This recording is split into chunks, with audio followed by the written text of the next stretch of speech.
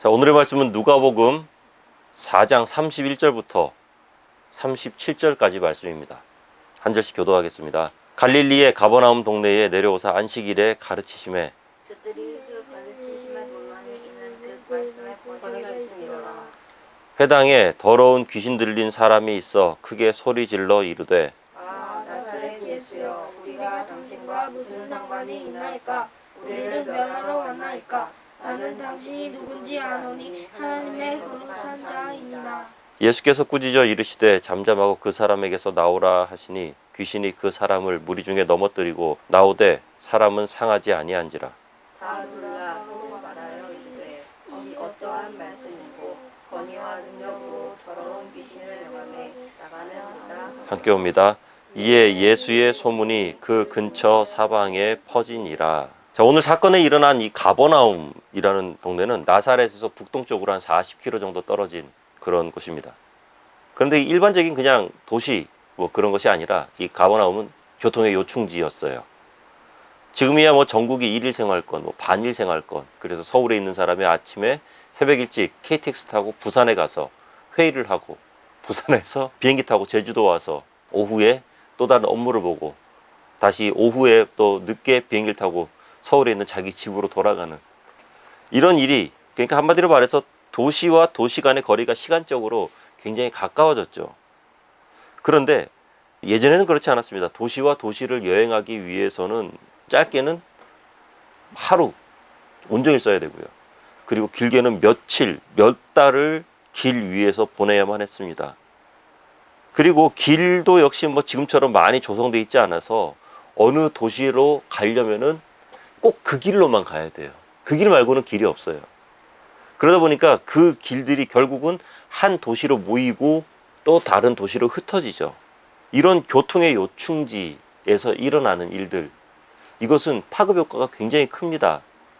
어떤 사건이 일어나게 되면은 그곳에 모였던 사람들이 그것을 보거나 이야기를 듣잖아요. 그러면 전국으로 뻗어나가는 속도가 굉장히 빠른 거죠. 성경에 나타난 예수님의 사역을 보면은 예수님께서 가버나움에서 많이 이렇게 사역하십니다. 그런데 예수님께서 그렇게 많이 사역했음에도 불구하고 회개하지 않는 가버나움, 이 가버나움을 향해서 예수님께서 큰 화가 있을 거라고 예언하시기도 했는데요. 마태복음 11장 23절 함께 봅니다. 가버나움아, 내가 하늘에까지 높아지겠느냐? 음부에까지 낮아지리라. 내가 행한 모든 권능을 소돔에서 행하였더라면 그 성이 오늘까지 있었으리라. 아멘. 하나님께서 우리에게 주시는 내적 말씀, 선포되는 말씀, 주님의 내적 음성들, 이런 것에 우리가 잘 반응해야만 한다는 거죠. 자, 그럼 그 소문의 진원지인 가버나움에서 예수님께서 사역을 하시면서 가장 먼저 하신 것이 무엇인가? 31절 32절 함께 봅니다. 갈릴리의 가버나움 동네에 내려오사 안식일에 가르치심에 그들이 그 가르치심에 논란이 이는 그 말씀이 권위가 있음이러라. 아멘. 이 31절 말씀을 보면 안식일에 가르치심에, 예수님의 사역에서 가장 먼저 행하신 것은 바로 이 말씀을 가르치신 거예요. 많은 사람들이 예수님에 관해 생각하거나 떠올리는 것은 예수님의 능력입니다. 뭐 초자연적인 현상으로 많은 사람들을 먹이시거나 병자를 고치시거나 무리를 걷거나 뭐 죽은 자를 살리시는 그런 예수님을 기억하곤 합니다. 하지만 예수님 사역의 가장 우선순위는 말씀이었다는 거죠. 말씀입니다. 그 말씀이 어떤 말씀이었냐? 32절 말씀을 보니까 놀랐다. 그런데 영어적 표현을 보면 amazing. 그러니까 일반적으로 그냥 뭐 이 정도가 아닌 거죠. 깜짝 놀라, 경탄을 금치 못한 놀라울 정도의 말씀. 바로 이것이 예수님이 공생의 기간 동안에 하셨던 사역의 가장 중심에 있는 거예요.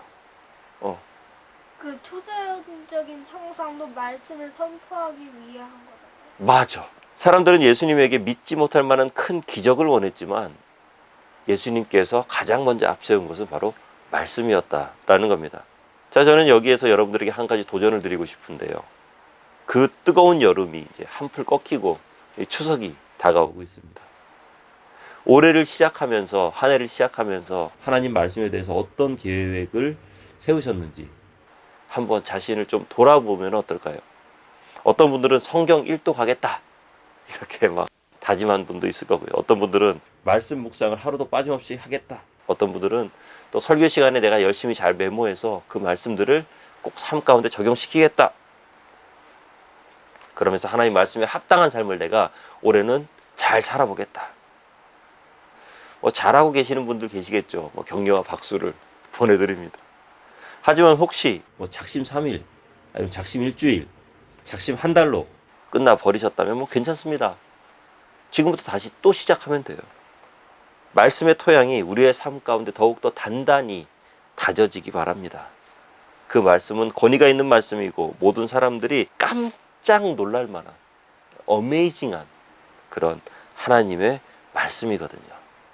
우리의 삶의 말씀이 자리 잡고 그 말씀이 살아 움직이게 될 때 우리의 삶은 그 말씀으로 인해서 권위가 있는 삶으로 바뀌게 됩니다. 그 권위가 우리를 이끌어가요. 말씀의 권위로 우리가 살아가는 학교와 직장과 사업터에 그리스도의 권위가, 하나님의 권위가 그것에 흘러 들어가게 되는 거죠. 그리고 그러한 사람들이 모인 교회는 세상 사람들이 깜짝 놀랄 만한 영적인 권위가 흘러넘치는 교회가 될 겁니다. 말씀에 소망을 두고 놀라우면서 권위 있는, 제가 자주 쓰는 표현인데요, 경건의 모양이 아니라 경건의 능력이 흘러나오는 그런 삶을 살아가는 우리 모두가 되기를 간절히 소망합니다. 자, 이렇게 예수님께서 말씀을 전하고 있는데 갑자기 누군가가 벌떡 일어납니다. 그냥 일어난 것도 아니고 소리를 지르면서 일어나죠. 뭐 설교 와중에 말씀 전하는데 중간에 전화 벨소리만 들려도 어때요? 그래도 뭐 그 전화 벨소리가 좀 은혜롭게 복음성가나 뭐 찬송가 같은 그런 전화 벨소리가 막 울리면은 그래도 조금 낫죠. 그런데 그 전화 벨소리가 막 태평양을 건너 대서양을 건너면서 무조건이야 막 그런 전화 벨소리 막 나는데 끄지도 않아요. 이런 분들은 보면은 빨리 끄지도 않아. 왜냐하면 자기 건지도 모르거든. 분위기 굉장히 이상해집니다. 34절 우리 함께 읽어보겠습니다. 아, 나사렛 예수여, 우리가 당신과 무슨 상관이 있나이까? 우리를 멸하러 왔나이까? 나는 당신이 누구인 줄 아노니 하나님의 거룩한 자니이다. 아멘. 벌떡 일어난 사람이 소리 지릅니다. 소리 지르면서 야! 이 정도 했을까? 그 정도로 끝나지 않았겠죠. 여기 보면은 아! 라고 되어 있는데 이것이 주석을 보니까 이렇게 되어 있어요. 놀라움이나 두려움, 분노 등을 표현하는 감탄사이며 본 문장에서는 악마적인 무서운 비명을 나타낸다. 스크림이죠. 아마도 큰 소리로 모든 사람들이 깜짝 놀라고 듣는 사람들의 마음이 그냥 서늘해질 정도로 어마어마한 그런 우리가 굉장히 상상하기 힘든 그런 소리를 아마 지르지 않았을까 싶어요. 우리가 말씀대로 살아가고 말씀이 우리 삶의 역사하고 우리의 언행이 권위가 있어지고 놀라움의 연속이 되는 그런 삶을 살아가게 될 때 주변에서는 그리스도인의 삶을 보면서 야, 참 저게 괜찮은 삶이다. 저렇게 살아가는 게 괜찮은 인생이지. 그런데 이런 꽃밭만 펼쳐지면 얼마나 좋겠어요. 그런데 말씀의 삶을 살아가기에 당하는 위협이 있습니다. 이런 오늘 아 하고 소리 지르는 이런 것처럼 우리를 깜짝 놀라게 만드는 사건들이 일어나기도 하죠. 주님 말씀 따라 살아가기 때문에, 순종하기 때문에 모든 것이 순탄할 것 같은데 그렇지 못하다는 겁니다. 왜요? 사단이 가만히 놔두지 않기 때문입니다. 우리의 삶의 권위가 실릴수록, 우리의 삶의 말씀의 무게감이 더하면 더할수록 이 고함 소리는 더 커져요. 깜짝 놀라게 하는, 우리를 향한 위험의 목소리, 놀라게 할 만한 삶의 위협이 분명히 있습니다. 이 귀신 들린 사람이 아 하고 외친 다음에 뭐라고 말하고 있나요? 함께 봅니다. 우리가 당신과 무슨 상관이 있나이까? 우리를 멸하러 왔나이까? 나는 당신이 누구인 줄 아노니 하나님의 거룩한 자니이다. 아멘. 자, 이 귀신이 예수님께서 처음에 회당에 들어오실 때부터 얼마나 무서웠겠습니까? 아우, 큰일 났다. 하필이면 오늘 이 회당을 들어올 게 뭐야? 아, 들키면 안 되는데.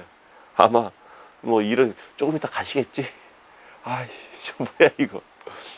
노심초사하면서 안절부절 못하고 있는데 예수님의 말씀이 선포됩니다. 견딜 수가 없는 거죠.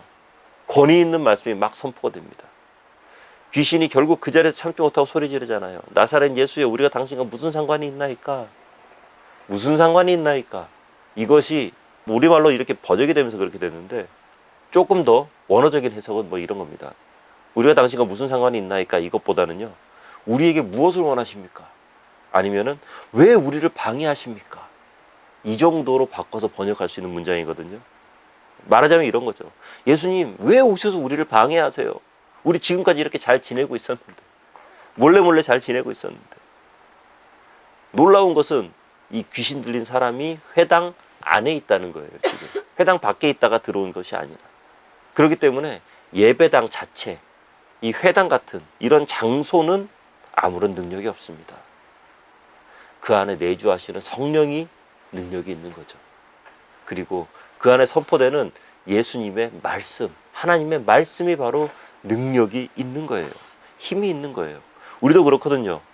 이 소리 지른 사람처럼 이렇게 심각하게 귀신 들린 사람은 없죠.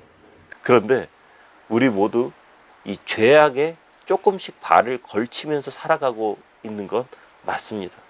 시기나 질투, 음란과 부정과 부패, 탐욕과 교만과 분노, 자기 기만 같은 그 정도의 차이는 조금 있겠지만, 나는 죄와 아무런 상관이 없다 라고 말할 수 있는 사람, 이 땅 가운데 아마 없을 거예요. 어떤 분들은 하나님의 말씀을 듣는데 마음이 언짢아집니다. 굉장히 막 기분이 나빠집니다. 뭐 저런 말씀을 저렇게 하고 계시나. 지금까지 잘 살고 있었는데 하필이면 나의 가장 약점, 좀 감추고 싶은 부분을 저렇게 딱 집어서 말씀하시는 거 보니까 이거는 분명히 필시 저 김집사가 나에 대해서 목사님에게 분명히 얘기한 거예요. 막 그런 이런저런 생각들이 막 드는 거죠. 아마도 우리 마음 가운데 있는 죄들이 선포되는 권위에 있는 말씀을 듣고 몸서리 치고 있는지도 모릅니다. 능력의 말씀을 듣다 보니까 견딜 수 없어서 우리를 둘러싸고 있는 어둠의 권세들이 최후의 발악을 하고 있는 거죠. 그러면서 우리에게 속삭입니다. 무시해라. 듣지 마라. 너와 상관없는 그런 말씀이잖아. 듣지 마. 이거는 저기 앉아있는 박집사 들으라고 하는 얘기야. 너 아니야. 불편함을 줌과 동시에 빠져나갈 수 있는 길도 사단이 이렇게 살짝 제시를 하기도 하죠. 그런데 이런 말씀이 선포될 때 내 마음이 비록 불편하고 내 안에 있는 여러 가지 죄악들이 격동할 때 모두 다 떨쳐버리고 그 말씀을 내 것으로 만드는 놀라운 선포 딱 한마디가 있습니다. 바로 아멘입니다. 아멘. 능력의 말씀이 선포됨으로 우리 마음에 역동이 일어나고 어두운 것들이, 죄악된 것들이 견딜 수가 없어서 듣기를 거부할 때, 아니면 권위 있는 말씀으로 인해서 우리의 심령 골수가 쪼개지고 마음판에 새겨지는 귀한 은혜의 역사가 우리의 심령 가운데 일어날 때, 사단 역시 그 말씀을 어떻게든지 쳐내거나 무시하거나 흘려보내기 위해서 온갖 잡생각을 주입하거나 말씀의 트집을 잡게 합니다. 지속적으로 불편한 마음을 주기도 하고 이런저런 인본주의적인 사고방식으로 하나님의 말씀을 판단하도록 하죠. 그런데 그럴 때일수록 우리 안에 내주하며 일하시는 성령의 힘을 의지하면서요, 내가 할 수 있는 가장 적극적인 방법은 다른 거 없습니다. 아멘. 아멘. 그때 비로소 그 말씀은 내 말씀이 돼요. 우리의 삶에 살아 숨쉬는 날성검이 돼서 온갖 죄악과 맞서 싸울 수 있는 힘 있는 말씀의 검이 나에게 생기는 겁니다. 이 아멘으로요. 선포되는 말씀으로 마음이 힘들고 어려울지라도 때로는 은혜의 시간에 내 심령의 은혜가 잔뜩 임할 때 우리는 아멘으로 화답하면서 그 말씀을 마음판에 새기는 귀한 시간으로 바뀌게 되는 것입니다. 자, 이렇게 말씀 듣는 모든 사람들에게 소위 말해서 민폐 끼치고 있는 귀신을 향해서 예수님께서 한 말씀 하시죠. 함께 읽어봅니다. 예수께서 꾸짖어 이르시되 잠잠하고 그 사람에게서 나오라 하시니, 잠잠하고 그 사람에게서 나오라. 뭐 경상도 스타일로 말하면은 뭐 이런 거죠. 야야야 빨리 안 나오나 이런 거잖아요. 뭐 이 부분이 워낙 유명한 장면이니까 일단은 넘어가도록 하고요. 오늘은 그 다음 장면을 좀 더 눈여겨 보겠습니다. 그 사람에게서 나오라고 하시는 예수님의 명령, 이 명령은 창조주의 명령이죠. 하나님의 명령이죠. 예수님의 이 명령은 땅을 다스리고 통치하는 삼위일체 하나님의 명령입니다. 모든 생명을 통치하고 죽은 자도 살리시는 능력의 말씀입니다. 감히 이 귀신 따위가 거역할 수가 없어요. 거부할 수가 없는 권위 있고 무거운 명령입니다. 그렇기 때문에 귀신은 그 사람을 떠날 수밖에 없죠. 떠날 수밖에 없어요. 그런데 그냥 떠나지 않습니다. 소위 최후의 발악을 한번 합니다.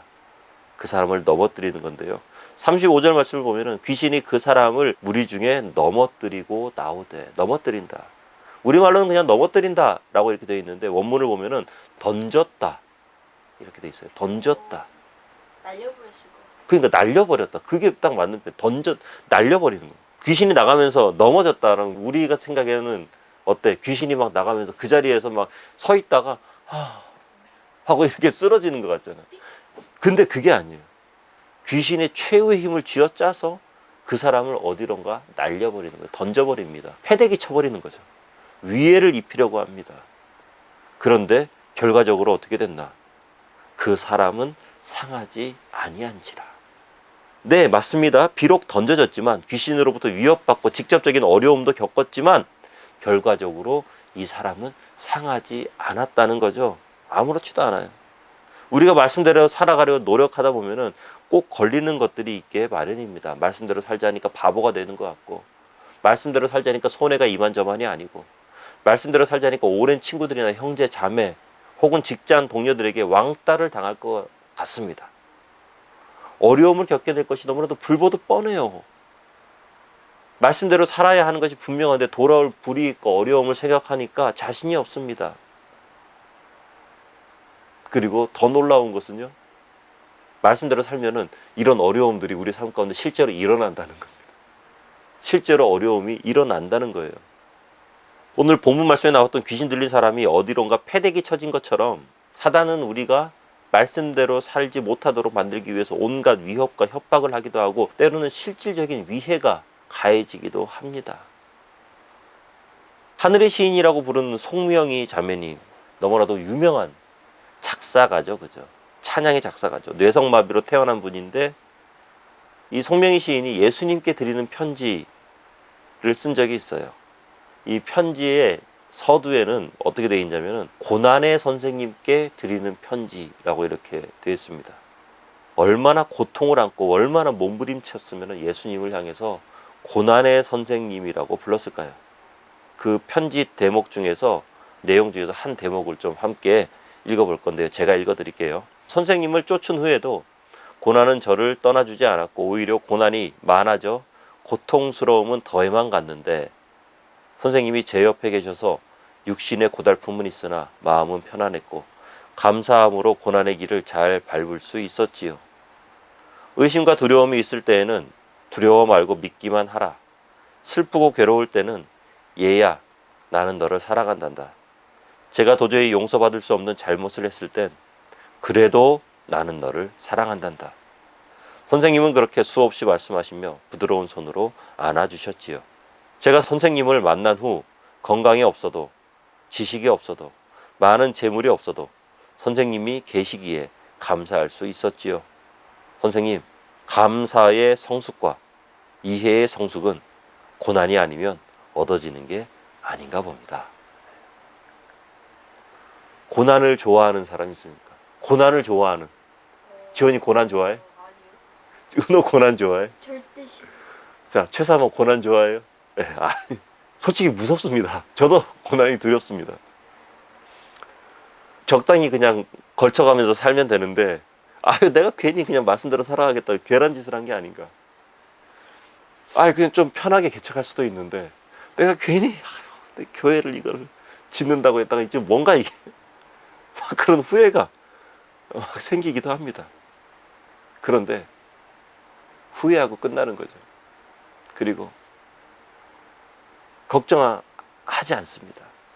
왜냐하면 이 송명희 시인의 고백처럼 그 고난은요, 우리에게 주님에 대한 더욱 큰 신뢰와 주님에 대한 더욱 단단한 믿음과 주님에 대한 더욱 애잔한 사랑을 키워주는 도구가 될 뿐이기 때문이죠. 그리고 그 고난 가운데 있을 때 사단은 우리를 상하게 하지 못합니다.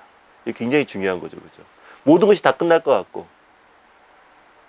다 잃을 것 같은데 그렇지 않다는 거예요. 우리의 머리털 하나도 상하게 하지 못합니다.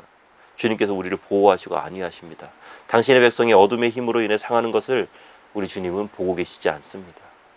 그렇기 때문에 그런 주님을 신뢰하시기 바랍니다. 당장 닥쳐올지 모를 어려움을 바라보면서 말씀대로 살아가기를 포기하는, 그거야말로 참 어리석은 행동이죠. 그죠? 사단의 힘은 굉장히 능력 있어 보입니다. 강해 보입니다. 하지만 그 능력 있어 보이고 강해 보이는 그 사단의 힘이 우리를 상하게 할 수 없다는 것.